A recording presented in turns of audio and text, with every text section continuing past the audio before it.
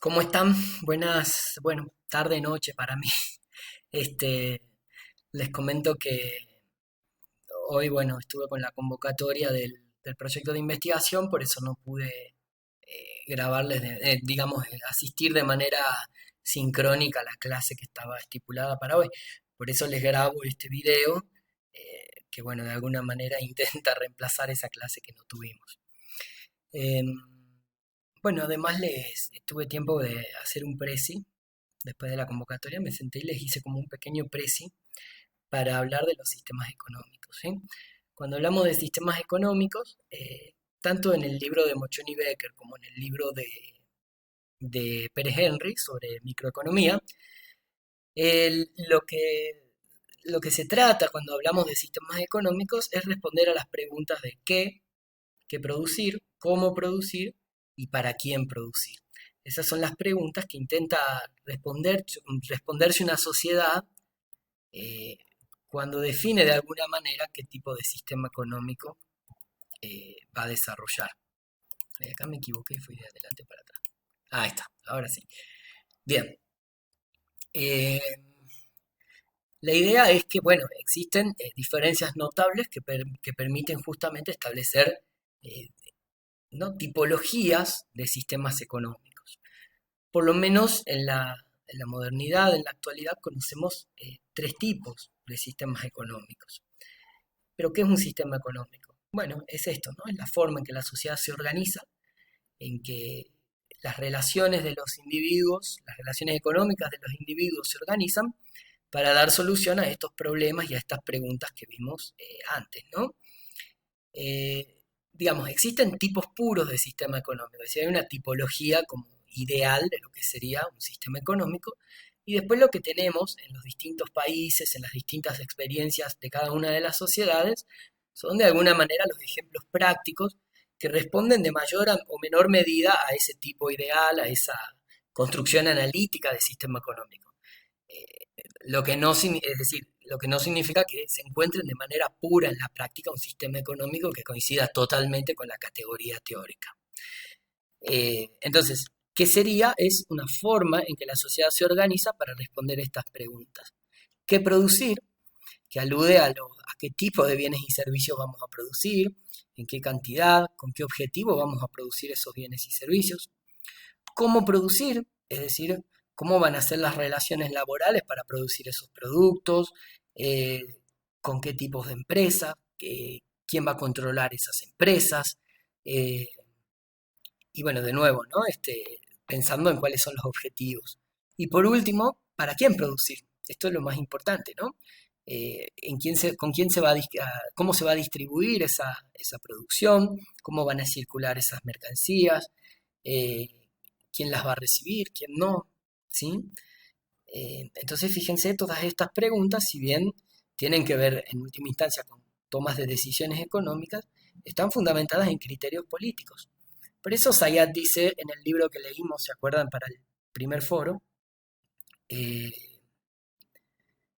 no me acuerdo si era foro práctico, pero bueno, para la primera actividad, Zayat dice, la economía es política. Y es política en la medida que toma estas decisiones que involucran a distintos grupos, a distintos sectores, distintos intereses sociales en juego. Y en ese sentido es política, no es una decisión técnica. Técnicas serán después las herramientas más adecuadas para responder a las preguntas, pero es política en la medida de que intervienen distintos actores sociales, distintos intereses sociales en la toma de las decisiones. Bien. Eh, Acá nosotros lo que decimos es que existen en la modernidad dos grandes vertientes o dos grandes corrientes para pensar estas preguntas y sus soluciones. Estas dos grandes corrientes son, por un lado, el liberalismo económico, ¿sí? De la mano de Adam Smith y sus continuadores, y por otro lado, alguien que leyó muchísimo a Adam Smith, que era un experto en Adam Smith, y que de alguna manera es su principal crítico, que es Marx, ¿no? Carlos Marx, que también lo estuvimos viendo en sociología. Karl Marx es el padre de otra corriente económica que es el socialismo, ¿sí? No son solo corrientes económicas, esto es importante decirlo, son corrientes sociales, ideológicas, políticas, que organizan grandes sistemas de creencias de la sociedad, ¿sí? y en función de ello se van a desarrollar las dos principales corrientes de pensamiento del siglo XX. Por un lado es el liberalismo y por otro lado el socialismo. Ahora lo que nos interesa es que cada uno plantea una forma diferente de organizar las relaciones económicas y de responder a estas preguntas que vimos inicialmente. En el liberalismo, el eje está puesto sobre el individuo, ¿no? La idea de Adam Smith es que si se deja librada a la iniciativa particular del individuo las decisiones económicas, y por ejemplo no hay ninguna traba por parte en esta época de la monarquía, de la aristocracia, de las leyes, entonces si se deja librada la iniciativa particular del individuo, eh, el individuo tiende a progresar económicamente, a invertir en nuevas producciones, y eso lo que va a generar a lo largo es un crecimiento económico. Crecimiento que en un principio puede no verse reflejado en el resto de la sociedad, pero que a largo plazo se va a volcar este crecimiento económico sobre la mayoría de las personas. Y lo que esto permite justamente es que se distribuyan de manera equitativa los bienes que la sociedad produce. Entonces, no es casual que esta doctrina, el liberalismo, desconfíe fuertemente del papel del Estado y, y un poco también de la democracia. No lo dice explícitamente, pero también un poco de la democracia. Eh, en este sentido, la metáfora de Adam Smith es la metáfora de la mano invisible, ¿no? La mano invisible serían las fuerzas del mercado, los consumidores, los productores, que autorregulan de manera automática los precios. Es decir, dialogan en el entorno del mercado cuánto producir, qué producir, y lo mejor es no intervenir en esa relación entre consumidores y productores, solo en momentos excepcionales o cuando sea necesario para garantizar ese libre funcionamiento del mercado. Pero para Adam Smith la mejor manera de garantizar el desarrollo y responder de la mejor manera a esas preguntas iniciales es librando la producción al, a la iniciativa individual de los sujetos, ya sean como consumidores o como productores. Frente a esta propuesta del liberalismo del siglo XIX, el socialismo del siglo XIX y del siglo XX dice que no, que el fundamento de la producción, el fundamento del crecimiento social está radicado en la capacidad social de una sociedad o de una economía determinada. Por lo tanto, dado que es esfuerzo social el crecimiento productivo, dice que, bueno, la propuesta de Marx es justamente abolir la propiedad privada de los medios de producción y que la iniciativa económica deje de estar concentrada en las manos de individuos particulares que son los poseedores de los medios de producción, para Marx los burgueses, y que pase a ser el Estado el que centralice esas decisiones. Es decir, el Estado el único propietario de los medios de producción y el Estado como el que lleva adelante la planificación y la centralización de las decisiones económicas. Entonces, a diferencia de la teoría de Smith, acá sería el Estado el eje fundamental de las decisiones y de las tomas de decisiones económicas, ¿sí? Este sería un sistema de planificación centralizado o un sistema de socialismo real, ¿sí? Y durante el siglo XX han existido muchos ejemplos de estos sistemas de planificación centralizado. El primero, la gran experiencia más importante de 1917, la Revolución Rusa, que lleva adelante una economía planificada o centralizada. Y después, a lo largo del siglo XX, otras revoluciones socialistas que se dan en todo el mundo y que van a ir de alguna manera desarrollando este tipo de sistemas, ¿no? Lo que se conoció como el segundo mundo o el mundo socialista. Qué sé yo, países como China o la República Popular de China hoy, si bien es un país capitalista donde hay mercado y donde el mercado asigna los recursos en la sociedad, el Estado ha reservado una cuota importantísima de poder y posee dentro de su control las grandes diseños de la política económica general. Por ejemplo, sigue habiendo planes quinquenales, es decir, el Estado traza cada 5 años un objetivo económico general, y por otro lado existen un importante número de empresas estatales que son las que controlan segmentos estratégicos de la economía en China. ¿no? Que es un ex país socialista, pero tiene una fuerte presencia estatal en la economía.